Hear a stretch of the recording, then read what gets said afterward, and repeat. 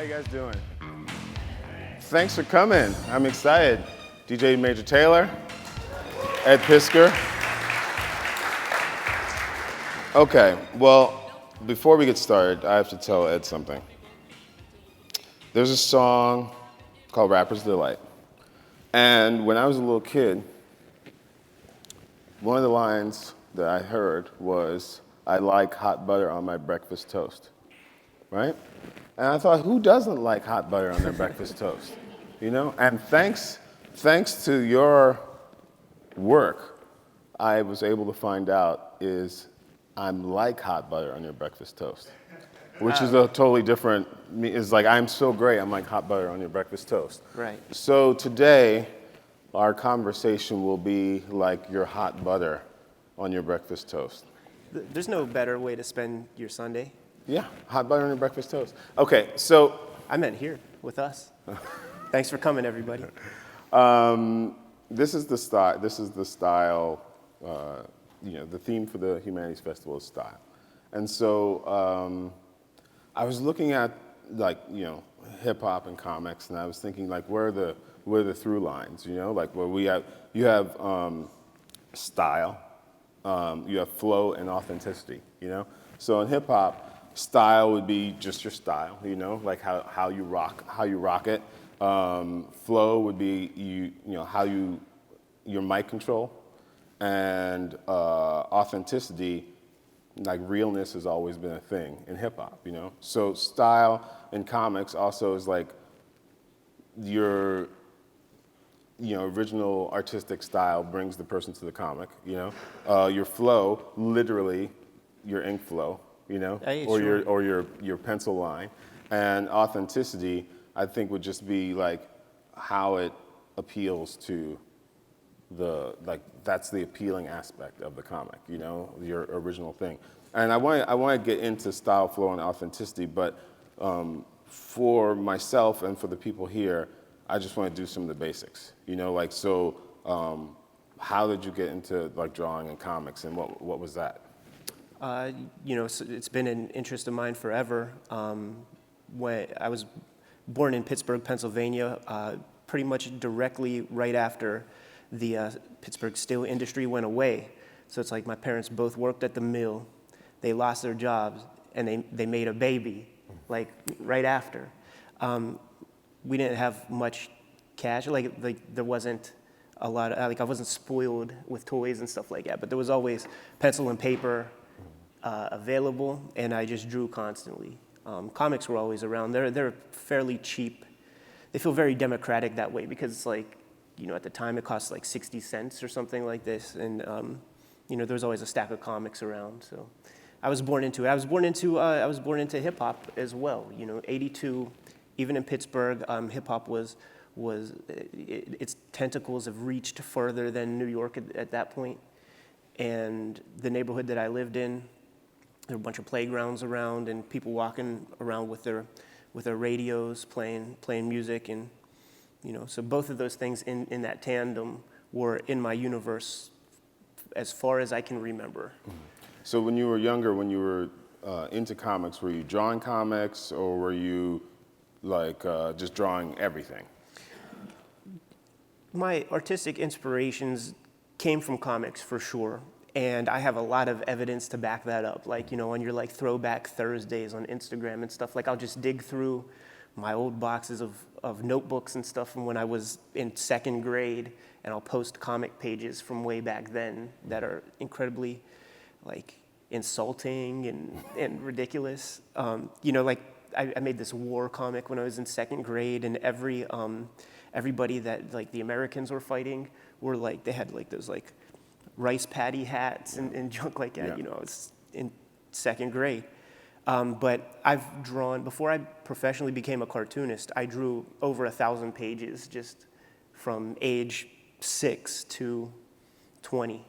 What was that progression from being a kid drawing to becoming a cartoonist? I would always get involved with other people who liked comics and liked drawing. I feel like I was at a sweet spot in comics fandom because I don't have the scar tissue of like an older comics fan who was made to feel like a weirdo or something. When I was in high school, comics were probably at their speculator pinnacle. Like even football players were buying comics because they thought they were going to be able to put themselves through college by having 10 copies of Spawn #1, or something like this. And it's like the what do you call it? The sports cards speculators kind of like destroyed that culture, and then they jumped right on board to comics. So everybody was grabbing comics at this period.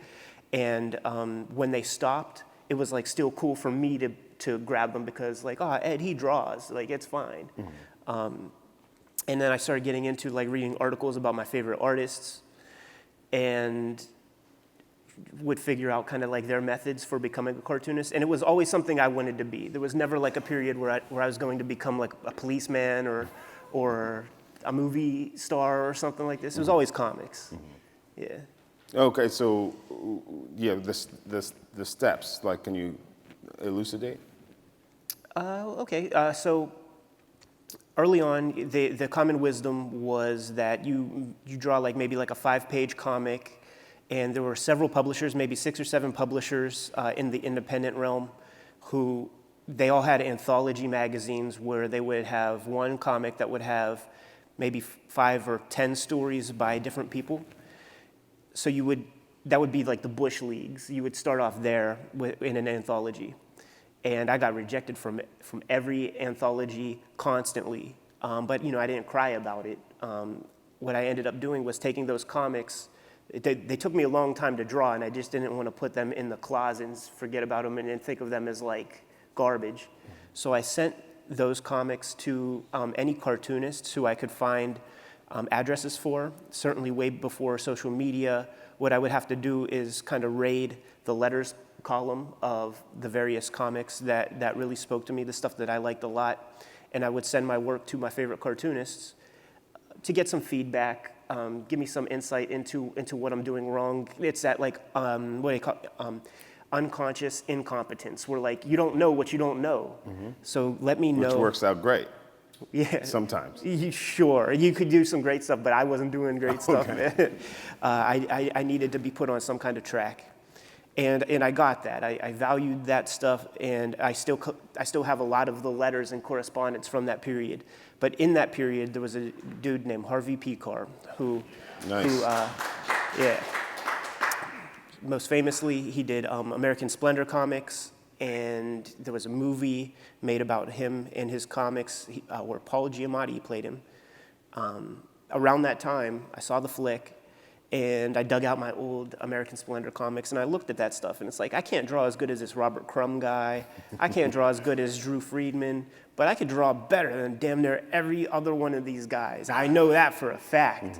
And just through like youthful arrogance or whatever, like I sent him a bunch of stuff, and he contacted me pretty fast. Like I would send him packages and not get a response for maybe a month or something, and then I did, and that put me on track. It was my goal to be a professional cartoonist by age 21, and there was a reason for that, but I don't remember the reason, and it happened. So mission accomplished. Well, from what I can see, like one of the things that drew me to your work, like when I first saw it, like I think I saw it on Boing Boing. Yeah. And I was just like, this guy is good. Like, and I was just, as someone that had started reading comics in 1978 and just kind of got into it, would go to the local comic book store in Maryland, which was called Jeppy's, and we would just dig through all the stuff, I was like, this guy isn't like surface level, like knows all this stuff. Like I'm like Zipatone, like the paper quality was important, like right. or just the actual texture of comics like jumped out at me, where the things that I thought that were aesthetically pleasing and the thing that I liked the best about comics were shown in your work, which made me go, oh, I gotta pay attention to this guy, It seems like you really were interested in these, I don't want to say older techniques, because they are older techniques, but I feel like they are like tools. These are tools that make a comic book aesthetic. And now, do you agree with that? Is that something that you really jumped into? Yeah, like the only way, or one of the only ways that a person could ever insult me is to suggest that I'm like a dabbler or like a hobbyist in something, whatever it is. If I'm interested, I'm going in full bore. So I am a deep student of comics and the aesthetics of comics, the production component of comics, and just a fan of, I call it a culture. It's not like a medium to me. It's like a lifestyle to me. It's my lifestyle. And I want to know everything that I can know about this culture. It's the same way I feel about hip hop. It's like, let me figure out everything I can, just so that I can have some sort of mastery of knowledge over this thing. So if you were to come to my house, you would see that there is no couch, or it's arranged nicely. Don't let me paint a bad picture, but you will see like 30,000 comics in that house. Like there's not room for a couch or a TV. Like fuck that, man. Like it's a production facility. Nice. There's a lot of drawing tables around because in Pittsburgh there are a lot of cartoonists who just are taking advantage of the low cost of living in that city. And comics is like a super kind of independent, insular thing, but it's more fun to hang out with your friends, laugh and joke, and make them at the same time. So I've created that situation. And I wanted this comic to look like it was ripped from that time period. So you'll see like those weird dots that make up the color. And the way that I achieved those colors was literally by scanning in old comics from the 70s to get the exact colors that were used. And I also wanted that aged feeling, like fine wine. So I wanted to pick up like the dirt and grit of that aesthetic. And I didn't want it to be this manufactured computer process. So I just like lifted it off from the old comics. Well, let me ask you about that, just to get a little nerdy curiosity about it, right? Yeah. So to get those dots, right, Yeah. which was originally like a printing process, which was like probably a color process, right? Yeah. Did you scan it and then create possibly a page of it, like to put it all together? So it was almost like having a Zipatone page, Yeah. but on the computer? Yeah. Okay. So it's a little involved. Like what I would do is there were probably 64 colors that were used for the first 100 years of comics printing technology. They call it the 4-color process, and it's the same as the printer that you have at home. You could put up a really clear, tight photograph that looks like your mom or your puppy or whatever, and it would have like this like breadth of color. But the cartridge that you put in your printer is only magenta, cyan, yellow, and black. So I would look for big areas of those colors in comics and then scan those in, but scan in various samples so that you can't see repeating patterns. And then I would kind of make really big files. So it's like, 10 gigabytes worth of files, right. 64 colors, 45 colors of which are unusable because they just look like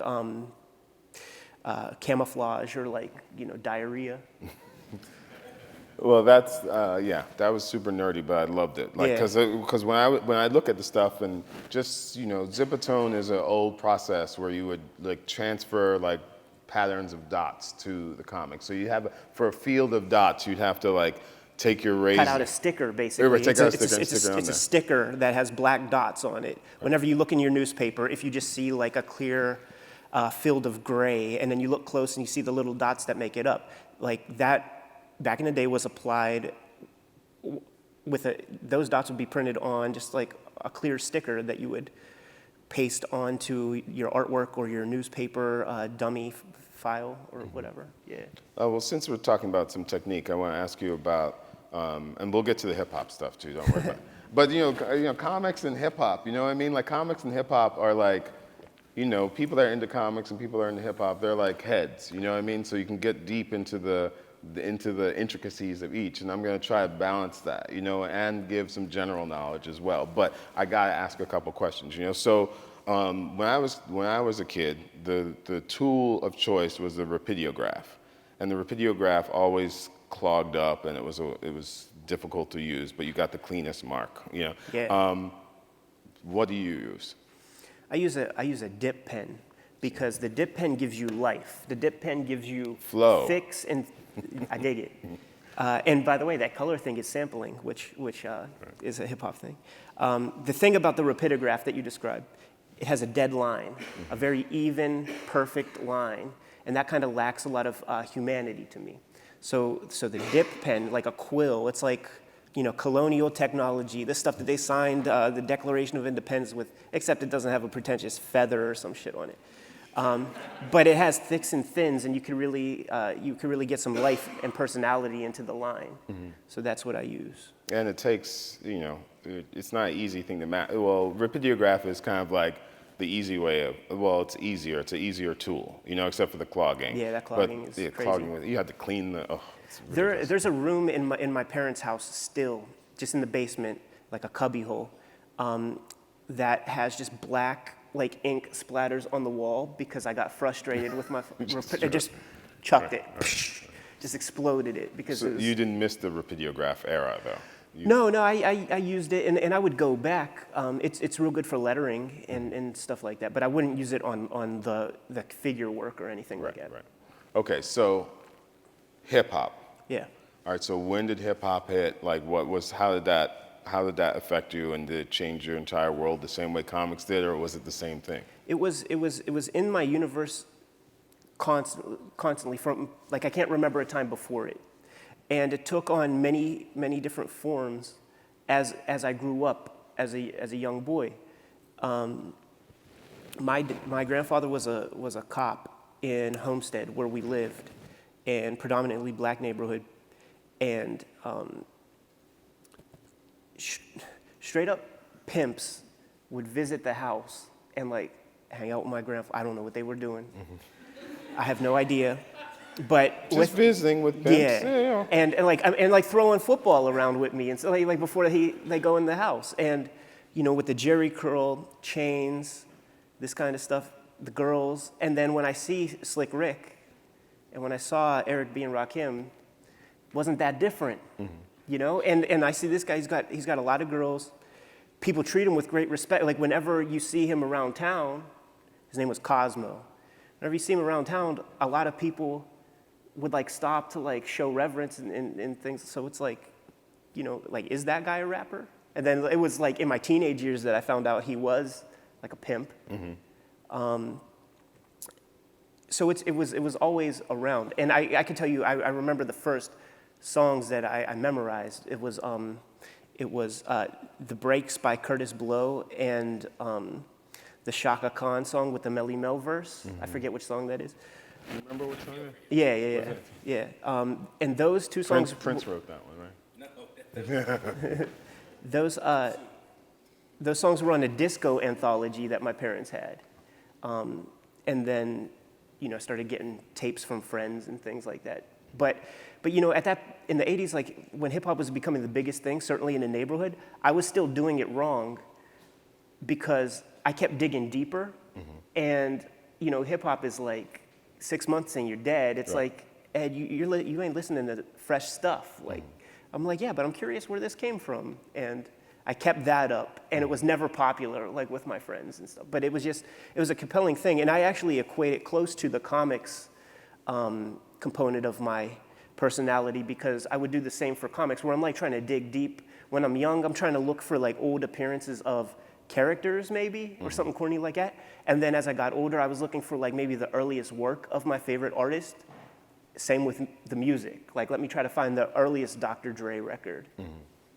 Yeah, that kind of curiosity, that kind of digging, just as an aside, is something that I've always valued, and I always thought that was like important. And I worry that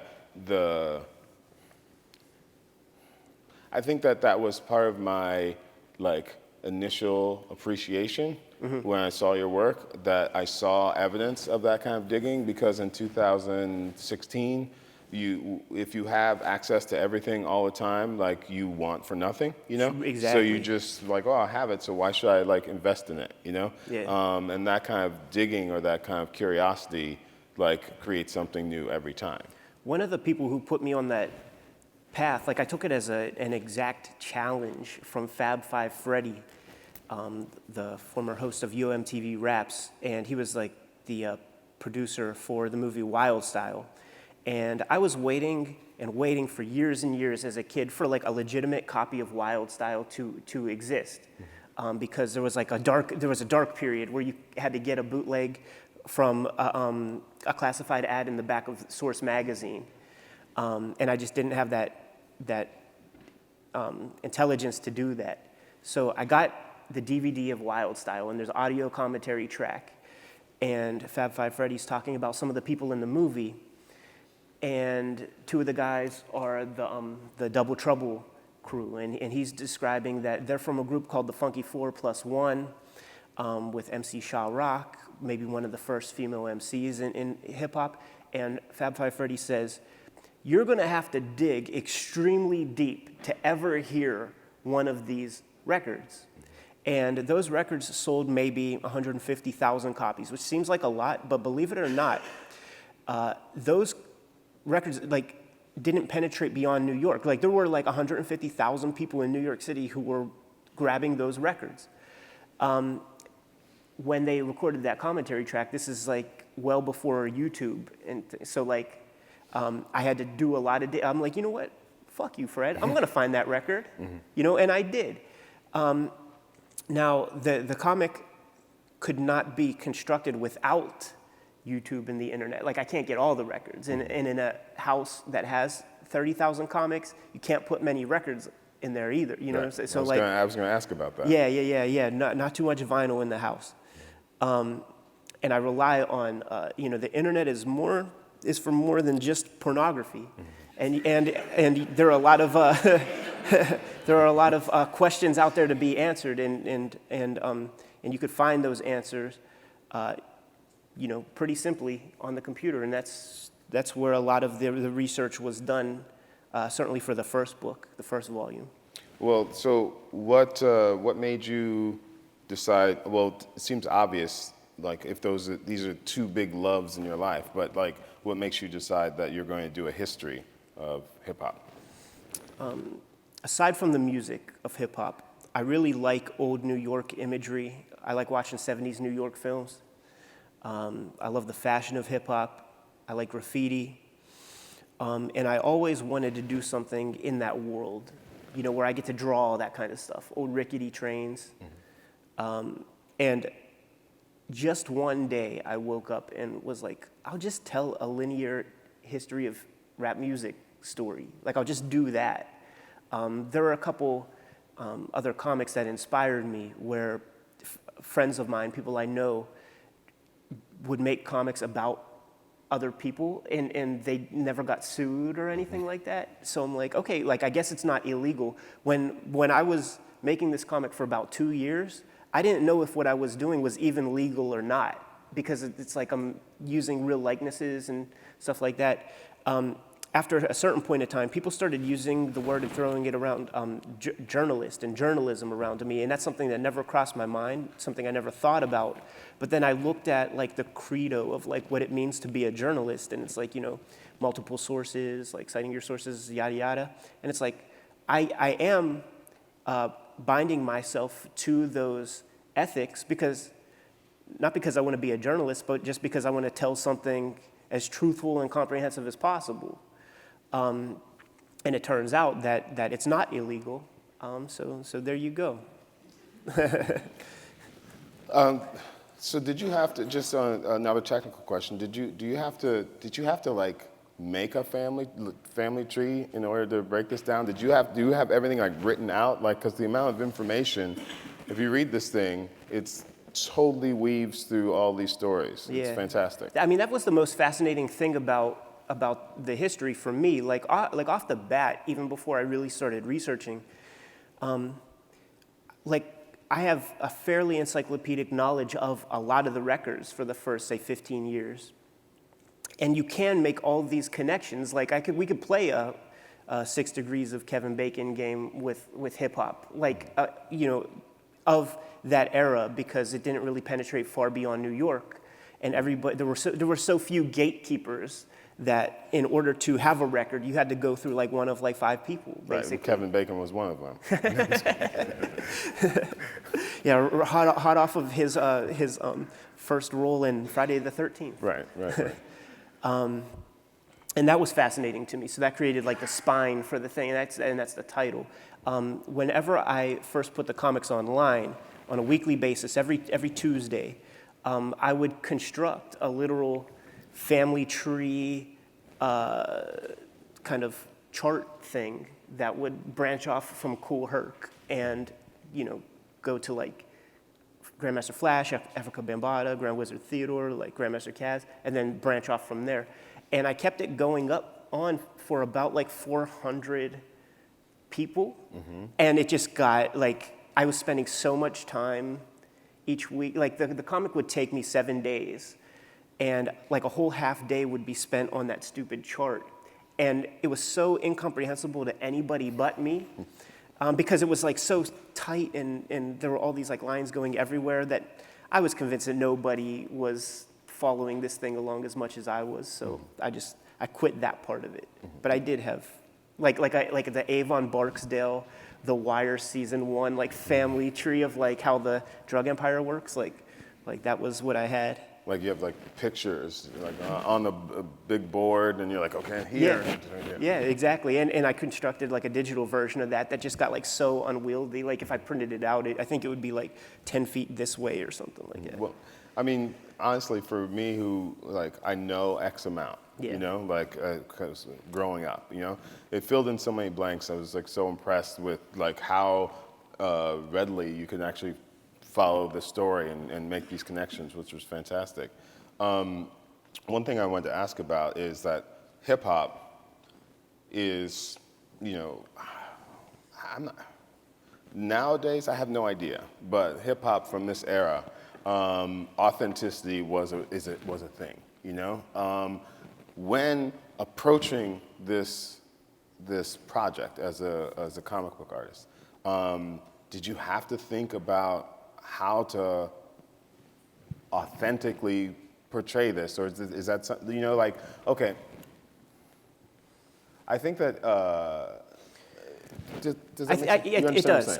It does. And I think, and I would bet you could relate to, I don't want to put words in your mouth, but as an artist, to make truthful work, you have to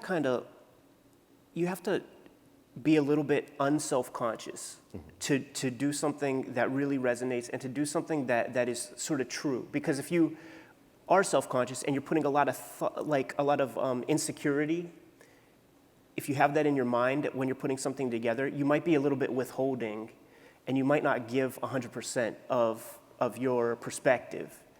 And I had to make those adjustments. And some of the ways that I did that was just by being as bulletproof as possible with just the confidence of sort of knowing that what I'm putting down is at least the accepted truth, because I have like 10 sources for this or something like that.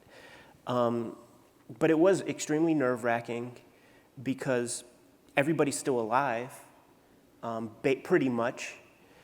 And I'm posting it online every week, so you know as well as I do that people are real happy to anonymously let you know that you do shit wrong in like a comment section, which have never happened. It's never happened to me, but you know that the potential was there. So you just that Boing Boing website that I would post this stuff, it would have like 5 million readers a month. That's a lot of eyeballs that I know I'm putting this in front of, and like you said, hip-hop heads are incredibly immersed in this, and they call you on your shit. So I just have to like lack any self-consciousness about it and just put it out there and just hope that people see the authenticity in it. But there's at a certain point when you put work out there, what perception's reality. Whatever you think about my comic is what you think. Like, I'm not gonna ever debate it, and I can't defend my artwork in that way. I stand by it 100%. Like, I don't get fucked up. I don't drink or do drugs or anything. So like I'm of clear and present mind every single line that you see. So if there's something that you don't like, I didn't do it by accident, and I can't defend it. Like it's just, that is what it is. Well, in working in this topic, on this topic, did you have to adapt anything with your like visual style or your writing style to like tell these stories? I mean, as an aside, right? When I first saw this stuff, Yeah. I looked at it because I like hip hop. I grew up listening to hip hop, and I saw it, and I was like, "Is this guy black?" Yeah. I was like, "This guy is comfortable drawing black people," you Yeah. know? Yeah. And so I was like, let me look this guy up, and I was like, he draws good black people. You know? So within it, right? You're telling the story. Did you have to? There are different. Different, like Russell Simmons has a particular way of talking in it, that sort of thing. Like, did you have to adapt that? Did that ever worry you or anything? I don't think that the pages work good on the wall. Like I actually probably think that this is not a good delivery mechanism for you to see my work, because like out of context, I don't know if I just grabbed a bunch of stuff. Like there might be a Russell Simmons panel or two, and it could look like I'm a big fucking jerk, But in the context, like the guy had a fucked up eyeball, and you listen to those old records, and he had like this like significant lisp that I included into the comic, and it could look like probably incredibly racist or something like that, but like like I said, in order to just like try to make the most like authentic thing for myself, I just had to put everybody else out of my mind and do this, because I'm just a guy sitting in a room drawing comics all day. Like I can't worry about like millions of people, like sort of what they're thinking. It's just like, I'm gonna present you this thing. Hopefully you like it. If you do, cool. If not, that's cool. We could talk about it or something like that. But like I said, I can't defend myself. Like, if anybody really has a beef or whatever. Well, I think it works. Like that's one of those things about. That's why it feels. To use the word we keep using, authentic. Yeah, like sure. When I picked it up, I was like this. All right, I see you, Ed Piskor. I feel you. So there is it's not an unprecedented thing that there are like the culture vultures who come in and kind of rape and pillage and take and don't contribute. I'm such a lover of hip hop and comics that the way that I have always seen it is like, this is my contribution to hip hop, because I can't DJ and I don't write rhymes and I can't contribute within those elements. So I'll contribute this way and show my love this way. It's like a love letter to hip hop culture. And I also love comics. So I'm making a comic that people who like rap music, it might be the first comic they've read in a real long time. And I have a lot of pride in that. And furthermore, now that I think about it, I know that it's the first book that like a lot of people have just read, period, in a long time, because I've gotten probably at this point more than 10 emails or messages on Facebook or tweets or just feedback at a comic convention where somebody came up to me and was like, Ed, my favorite part of the book, the most helpful part, is that part in the back of the book that's like the phone book where it has the guy's names and what page they're on. And I'm like, the index? Like, they never saw an index before.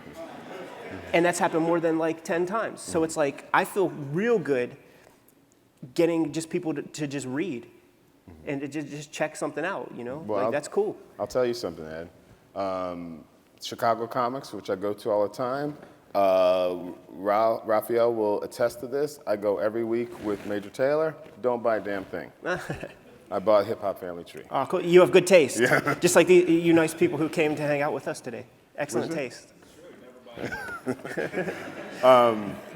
Okay, so curiosity, did you get any feedback from any of the people in the book? Yeah, for sure. A big part of how it kind of propagated was that just rappers would share this stuff online. they would just like retweet and kind of take the strip sometimes as their own and just put it up on their Facebook or something like that. And to me, I took that as like a tremendous like seal of approval, where it's like, because they would be in the comic and then they would be sharing it, saying like, oh, this is a time when this happened or that happened. It wasn't like, look at this cornball kid who thinks, like, it was like they like took ownership of it, and to me that was awesome. So there's been a lot of feedback, nearly unanimously positive.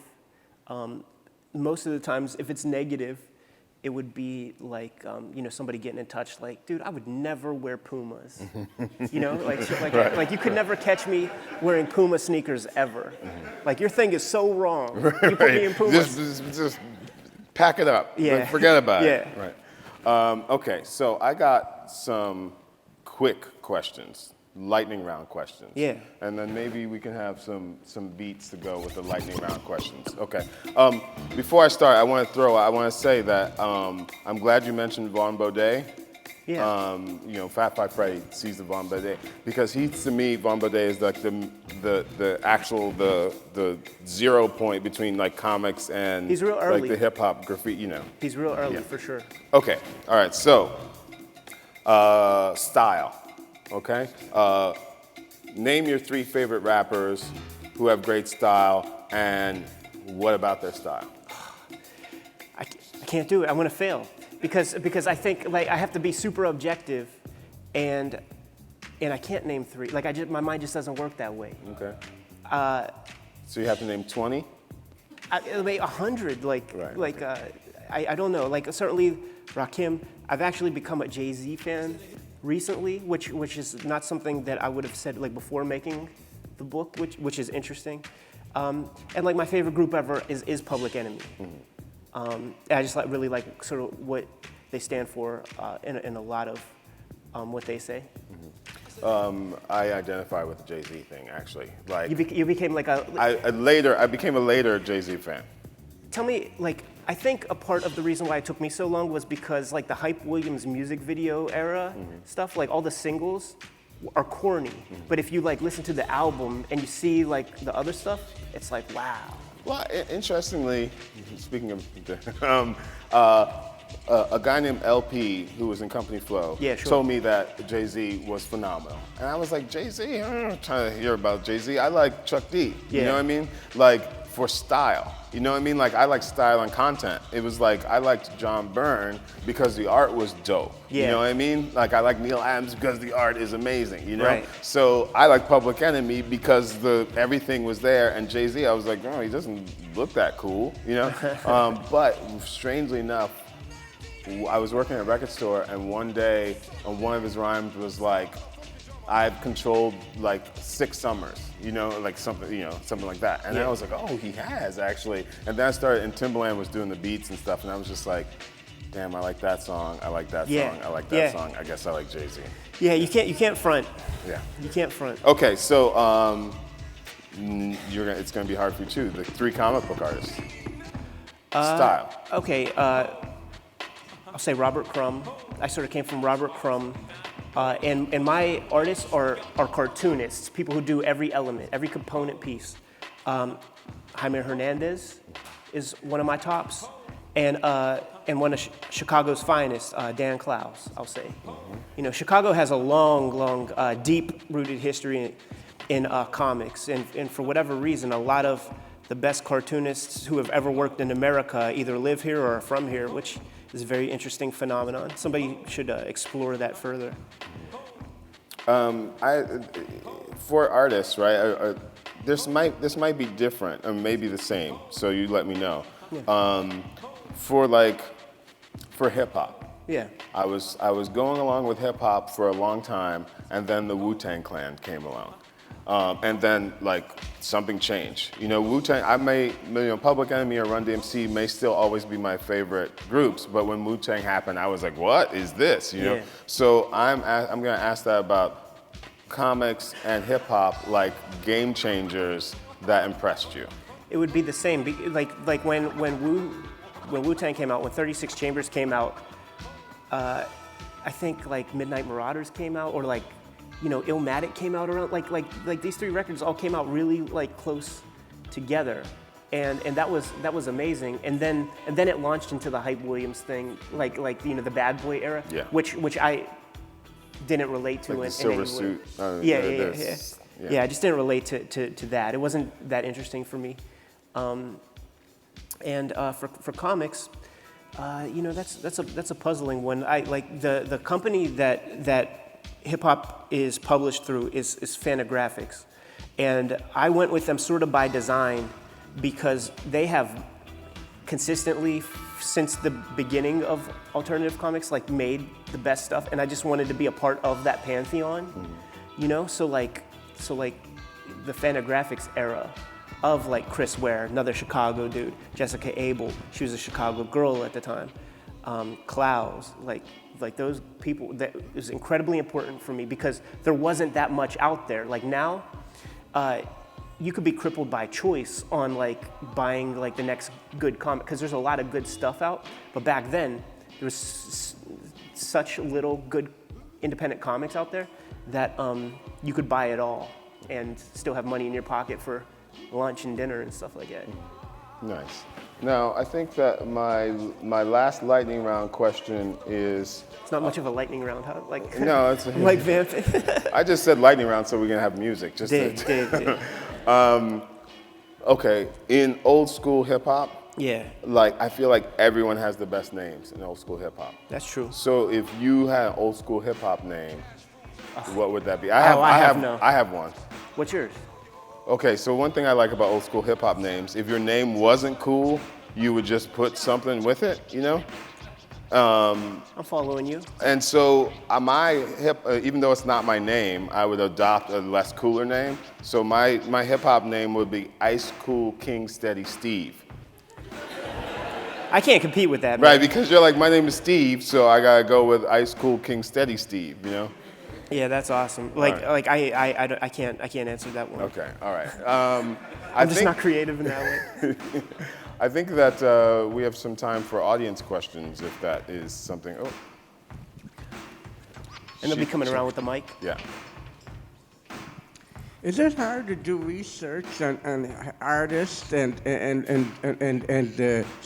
musicians in the period between the mid-'70s and the 1980s because you have to have some kind of a backup reference or sources to prove that whatever is said is true? I couldn't quite hear the question. Is it harder to research between the late 70s and the 80s because you need the corroboration? The early part of hip hop is documented pretty thoroughly, and an interesting part of that early culture is that there were very few kind of like lone wolf artists out there. Everybody was a part of a crew. Furious 5, the Treacherous 3, the Funky 4, yada yada, Cold Crush Brothers.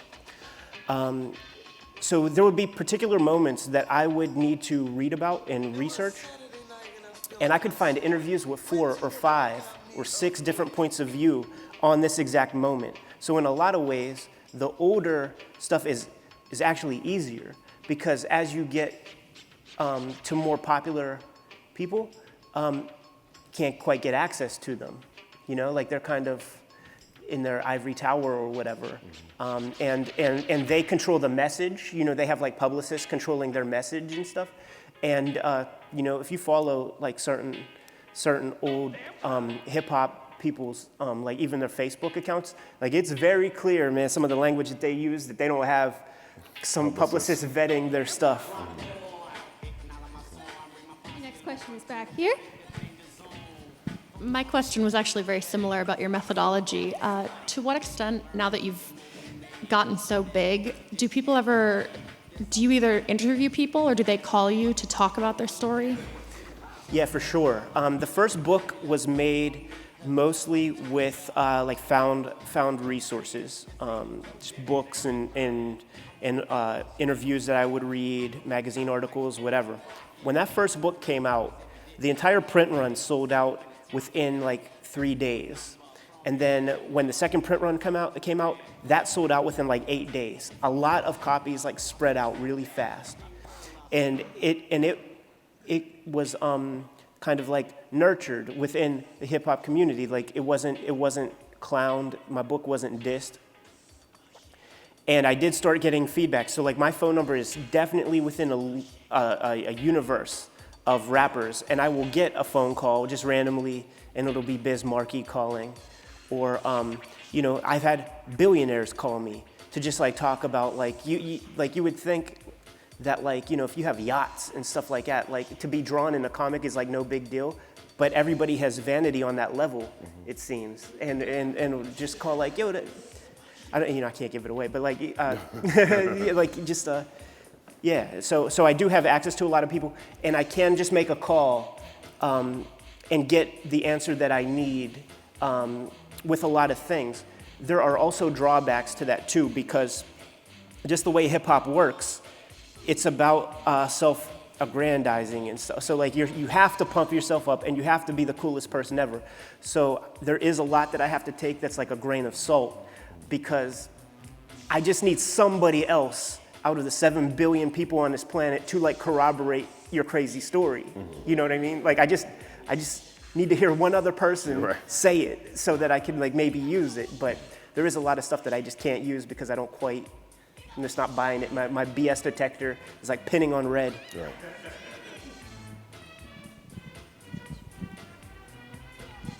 My question is about style. You make all your characters look amazing. They all look cool. They look like superheroes, and I'm sure that's intentional. I was just wondering if that came from a reference of any kind, or if that's artistic liberty, or how you're designing the characters look in, just how you made it. Well, thank you for the compliment, first off.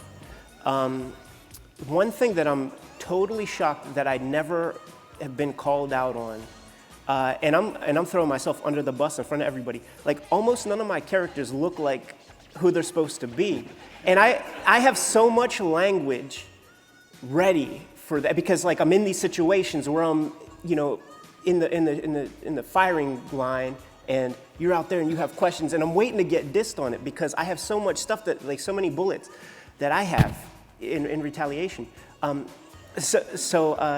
My thing is like I'm not Mort Drucker, like I'm not a caricaturist or whatever. So I'm just kind of doing the best I can. And one of the things that I said earlier about my love of old hip hop is like the fashion and the aesthetic of the culture. And it's about fucking being cool and having fly gear. And I sort of know all the clothes. And sometimes some people have a certain spirit that they evoke that I try to get across. So like, Bambaataa is not a tall, like brute of a guy. He's very like normal height, but like in my comic, like I make him incredibly hulking and stuff, but just because he's had that kind of presence in the culture early on. I think that's actually extra effective. Because like if you spend a long time trying really hard to make it look, it would be like a distraction for the rest of the comic, I think. Oh, right. Yeah, your eyes would linger. Like comics is about, like comics should be a fast reading experience. Like if you linger on a panel too much, the cartoonist like isn't doing their job. So like if you drew everybody exactly the way they're supposed to, you'd be like, oh yes, that he looks like he's how he should, and he didn't quite do it in this one. This page doesn't look right. Yeah, I consider them my versions to be like my actors in a biopic or something like that. It's like it gets the point across. Next question's right over here. Hey Ed, so I'm wondering between Harvey Pekar to Hip Hop Family Tree, where did WYSIWYG fit in? And how do you see it as, is that coming from the same space? You obviously had a lot of, passion and interest in that particular culture too. And Sure. Did one inform the other or all three? Yeah, he mentioned a comic called WYSIWYG that I made before hip hop, and it's about sort of the history of computer hacking and the history of high technology, computers and stuff like that. I have a lot of outside interests beyond comics. Like, comics is a medium that takes so long to get to be good enough to be published in that many of my cartooning brethren, they don't have any outside stuff. Like, once they get publishable, it's like now they have to like go live a life for a couple of years and get some like life experience so that they can have a story to tell. And maybe I sacrificed a little of my cartooning talent for like a way wider palette of interests culturally that I have. And it seems that all these cultures that I'm into are like these like bastardized things that like are kind of like shunned by mainstream media. So I like computer hacker culture. Hip hop has achieved a certain level of legitimacy, but it was pretty shunned for a real long time. And then it's still, you know, is out there because like Gene Simmons with his silly comments recently. But you know, there's other stuff I like too, like pro wrestling and skateboarding and punk rock and hardcore. Like there's a lot of stuff. So the American Splendor stuff informed these other works in a lot of ways because Harvey is a master of being able to figure out, you know, Harvey would write these American Splendor comics. He was a master of figuring out like the exact perfect moments to cover on a comics page. Like his comics pages, the stuff that he and I did together, it would rarely be this moment to moment thing. Like in between each square, maybe 3 years could pass, maybe 3 days could pass between each one, and he would know like an elegant way to like transition from one to the other. And that's like definitely something I brought to the table with Hip Hop Family Tree. We have time for one more question. There's one right over here. So I'm a teacher of a 4th grade student who lives and breathes comics. Nice. What advice or ideas could I give him that would have been a game changer for you?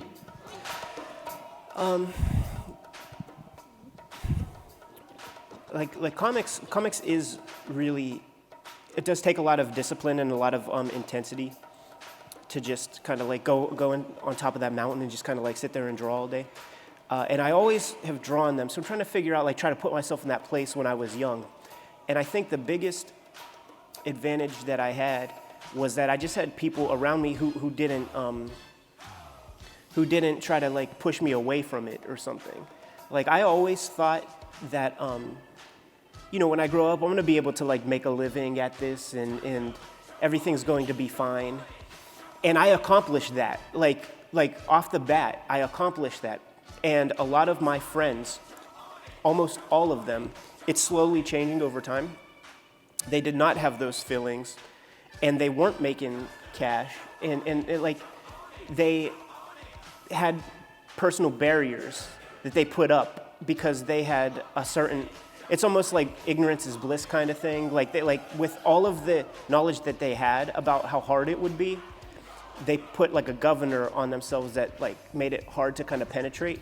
And I've just have never had that. So it's just, I don't know any magic phrase or anything like that, but like just to stay encouraging. And even, I guess if he's like hard on himself, you know, just encourage him that he'll get better on the next one or something like that. It's actually good if he's hard on himself because that means that he's going to continue to get better. I never trust a cartoonist who likes what they do 100%. Mm-hmm. Okay. Well, I hope that you guys enjoyed that. This is, anything that you, okay. No, thank you very much for coming, spending this time with me. DJ Major Taylor. Thank you. I'm in. Did you enjoy it? Real good.